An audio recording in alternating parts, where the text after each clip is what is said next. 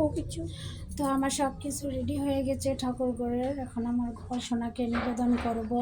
আমার গোপাল সোনাকে বলবো যদি সবাই কোনো ভুল ত্রুটি হয় ক্ষমা করে দিতে, সে যেন তারা ভক্ত সহগোষ্ঠীকে নিয়ে সেবা গ্রহণ করে।